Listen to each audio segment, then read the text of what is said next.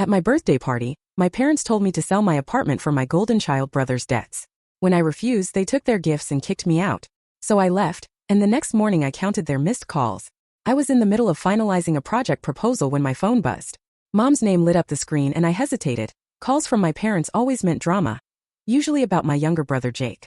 "Hello," I answered, keeping my tone even. "Tara, I'm glad you picked up," Mom said cheerfully. "Your dad and I have been planning your birthday celebration. It's in 3 weeks, right? We've decided to host it at our house with just family and close relatives. Isn't that nice?" I blinked in surprise. My birthday, they'd actually remembered it. That's unexpected," I replied cautiously. I had been thinking about celebrating at that new Italian restaurant downtown with a few work friends. "No, Mom," she interrupted. "I've already invited everyone, your aunts, uncles, cousins, they're all coming. You should be grateful. We're handling everything." I sighed. There was no use arguing when her voice held that familiar, commanding tone. "Okay, Mom. Thanks for organizing," I said. After the call, I stared at my phone in disbelief. In 30 years, my parents had never shown this much interest in my birthday. Growing up, my celebrations were always modest. A small cake, maybe a new book if I was lucky, while Jake enjoyed extravagant parties with themes, bounce houses, and expensive gifts. I still remembered my 16th birthday. I'd been hoping for driving lessons my parents promised, but instead, I got a $20 gift card to a bookstore because they needed to save money. 3 years later, they bought Jake a used car for his 16th birthday, which he totaled in 3 weeks, and they replaced it without a single complaint. After I moved out at 18, I promised myself I'd never expect anything from them again. I worked through college, took extra jobs, and slowly built my career as a project manager at a marketing firm. Their blatant favoritism had at least taught me self-reliance. So why were they suddenly so excited about my birthday? Part of me wanted to believe they finally realized how unfair they'd been all these years. Maybe they were trying to make amends. But I pushed that thought aside and focused on my project. This proposal could mean a big commission. Over the past year, I'd closed 3 major projects, each bringing in substantial bonuses. 2 months ago, I used those savings, plus money I'd been setting aside for years, to buy my own apartment. No mortgage, completely mine. It was a modest 2-bedroom in a decent neighborhood, nothing fancy. But it was the first place that truly felt like home. A text from Jake interrupted my thoughts. "Heard Mom's planning your birthday. Sounds fun." Even that brief message carried his usual sarcasm. At 27, Jake still held the title of the golden child. 3 years back, when he announced he was opening a tattoo parlor, our parents were so proud. Even though he had little business experience and only average artistic talent, they helped him with the initial investment. His Instagram was filled with photos of exotic vacations, expensive clothes, and beautiful women, each post carefully crafted to show off a thriving entrepreneur. I suspected the reality was quite different.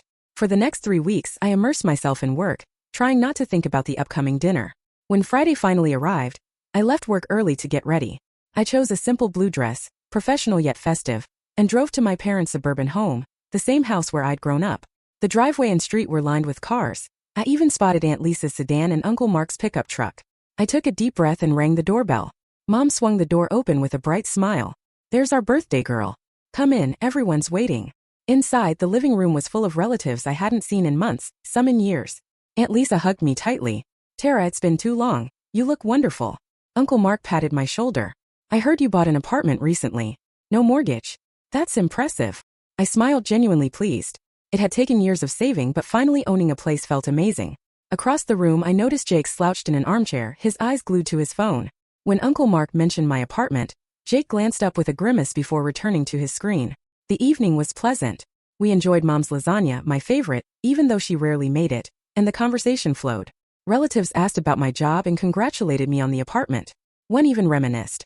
"Remember when Tara started that little dog walking business at 12? Always the entrepreneur." I smiled, enjoying the rare praise. Meanwhile, Jake remained mostly silent, occasionally tapping away on his expensive new phone, a model that easily cost over $1,000. After dinner, Mom gathered everyone around as I began opening gifts. Most were simple but thoughtful. A scarf from Aunt Lisa, a gift card from my cousins. When I got to my parents' gift, I saw a large box wrapped in silver paper. "This is from us and Jake," Mom announced. Inside was a high-end coffee maker. Not the most personal gift, but definitely useful. "Thank you," I said, genuinely appreciative. "This is great." As the evening wound down and relatives left with hugs and goodbyes, I started to relax. Maybe my parents were really trying to mend our relationship. The birthday hadn't been extravagant, it was just normal, and that in itself felt like a gift. Then, when everyone had left except for my parents and Jake, the tone in the room shifted. "Tara, we need to talk about something important." "Please sit down," Mom said, her expression suddenly serious.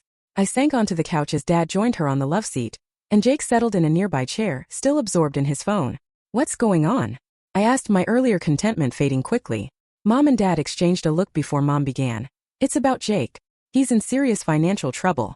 A few years ago, when he started his tattoo parlor, he took out loans for business development. Dad added. The business isn't doing as well as we expected, and now he can't keep up with the payments. I bit my tongue, knowing full well that Jake was rarely at his shop. His Instagram showed him living it up at beach resorts, nightclubs, and on boats with different women almost every week. Even last month he'd posted photos from a Bali trip. It didn't seem like the actions of someone in financial distress. How bad is it? I asked, my voice trembling slightly. Mom and Dad exchanged another look before Mom said, his debts are around $200,000. I gasped. That amount was more than I'd paid for my entire apartment. How is that even possible? I whispered. Jake finally looked up from his phone and said defensively, business costs add up, equipment, rent, advertising. And why are you telling me this? I asked, though deep down I already knew the answer. Dad cleared his throat. We think you should help your brother by selling your apartment. It would cover his debts and give him a fresh start. The room fell silent. I stared at my parents, half expecting them to laugh and say. They were joking, but their faces were grim. You want me to sell my apartment, the one I worked so hard to buy, to bail out Jake? I asked quietly, my voice strained. Family helps family, Dad said firmly. I looked over at Jake, who now looked a bit uncomfortable, even though he kept texting, a faint, smug smile on his face. This isn't happening, I muttered, standing up. I'm not selling my apartment. That's insane. Jake's head snapped up. Wow, what a terrible sister you are. I knew you wouldn't help. You can't be serious, he spat. I looked from Jake to my parents. He has a yacht, I've seen the pictures. He drives a Porsche. Why doesn't he sell those? I argued. Those are part of his image as a businessman. Jake suddenly grew animated. I can't sacrifice my professional image. My home isn't expendable, he retorted. The home I worked for years to afford. You're being selfish, Mom said, her voice rising. Jake needs our help. As his older sister, you should support him. And what about all the support you've given him over the years? Before I could stop myself, the words tumbled out. The cars, the vacations, the business investments, it was never enough for me. That's different, Dad said dismissively. He's had different needs than you. I nearly couldn't believe it. When I needed braces, you said we couldn't afford them. 6 months later, Jake got an expensive gaming system for Christmas. When I needed help with college, you told me to take out loans. But when Jake wanted to start a tattoo parlor with zero experience, you handed him thousands. Stop exaggerating, Mom snapped. We've always treated you both fairly. I took a deep breath, trying to steady myself. I'm not selling my apartment. End of discussion. Mom's face hardened.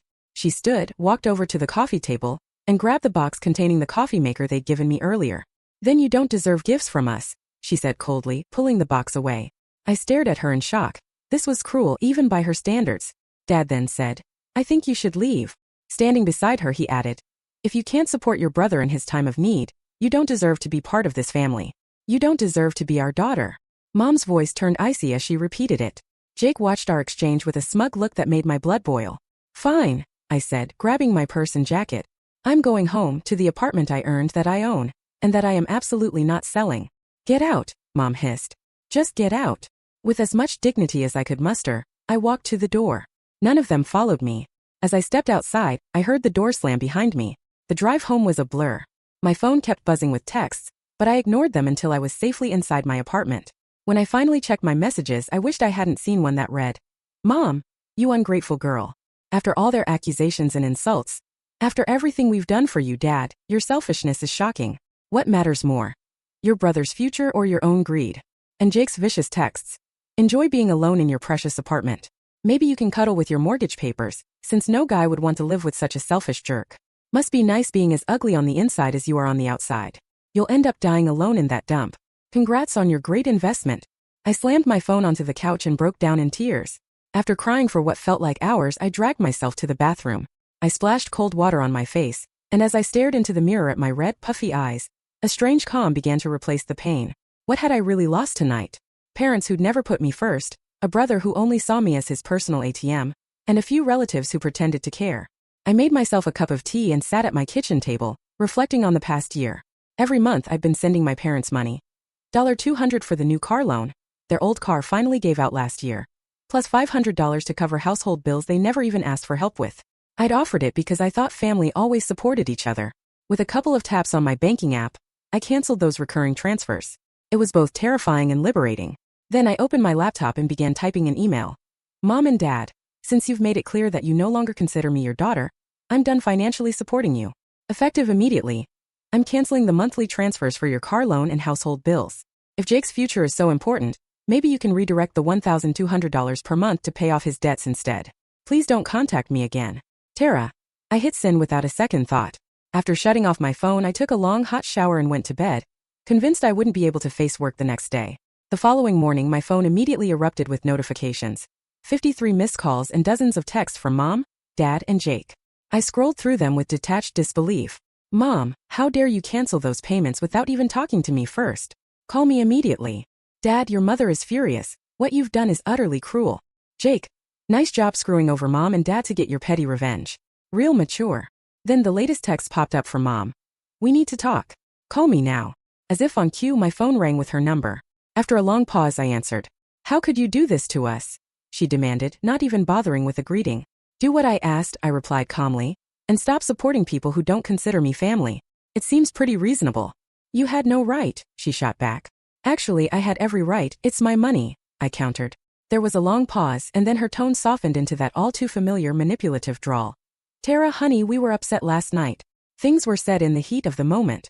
Why don't you come over today so we can talk like adults? No, I said firmly. I'm not coming over, and I'm not changing my mind about the payments or my apartment. Her voice cracked. We can't manage without that money, Tara, the car payment alone. I replied. I'm done being your backup plan. Goodbye, Mom. I hung up and immediately blocked their numbers, email addresses, and social media contacts. It might have felt petty, but it was necessary for my sanity. The following week was unexpectedly peaceful. Without the constant drain of family drama, I found myself more focused at work. I even closed another project ahead of schedule, earning praise from my boss and landing a new client everyone had been chasing for months. That fragile peace shattered on Friday afternoon when Aunt Lisa showed up unannounced at my apartment. Tara, I hope you don't mind me dropping by, she said as soon as I opened the door. I have some news for you.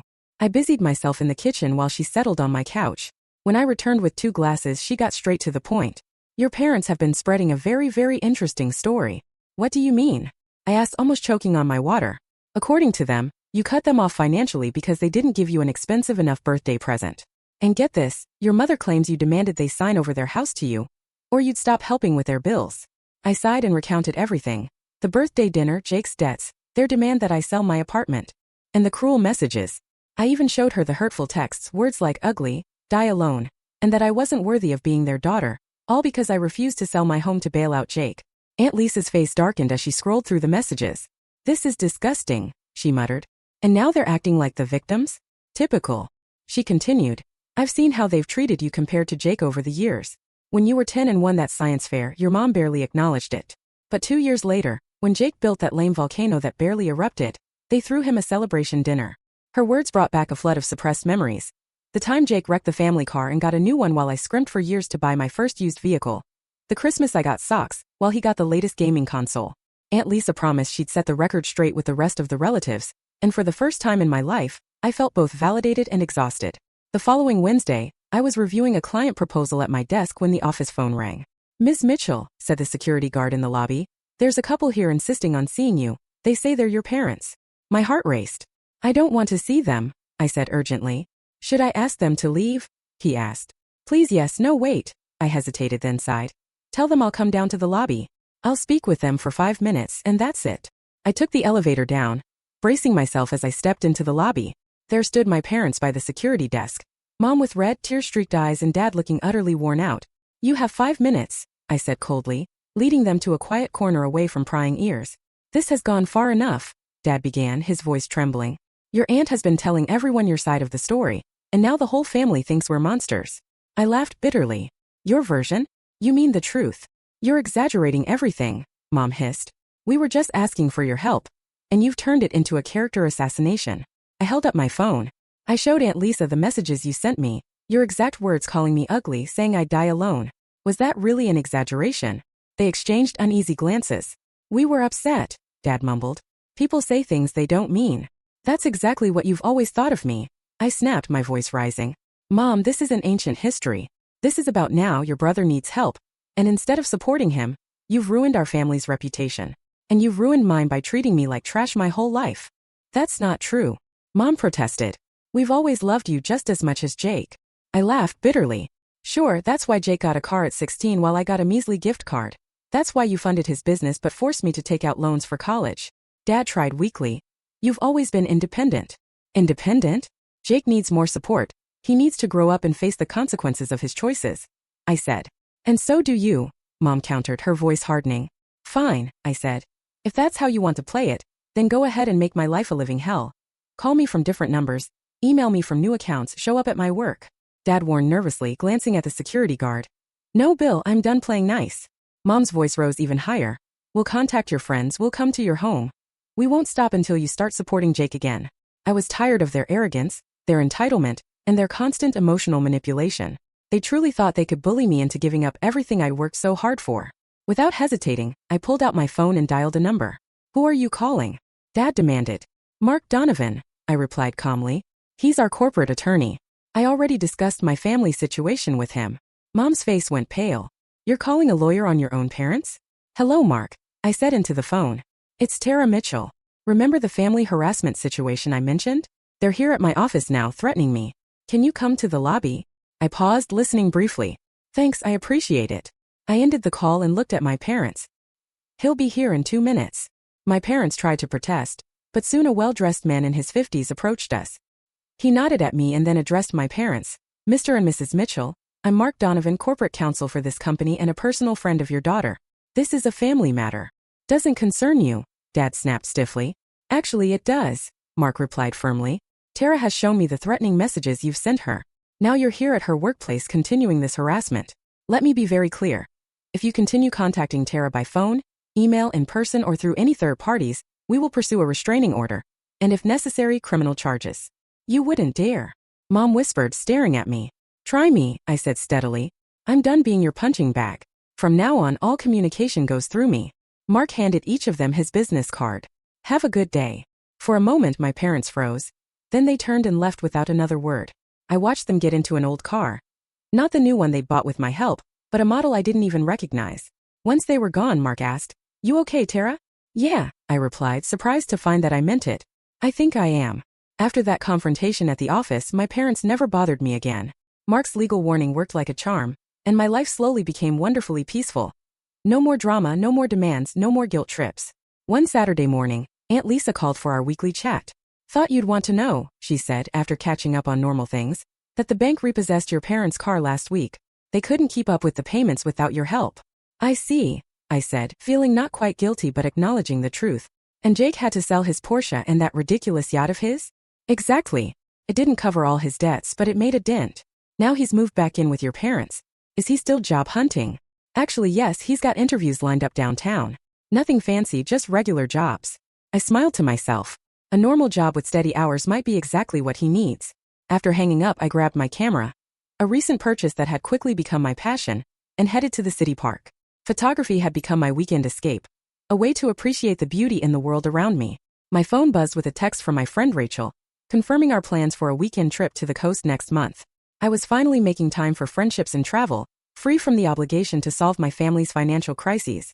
As I framed a shot of an elderly couple feeding ducks by the pond, a deep sense of contentment washed over me. My life was finally mine, shaped by my choices, my values, and my own desires. For the first time in 30 years, I felt truly free.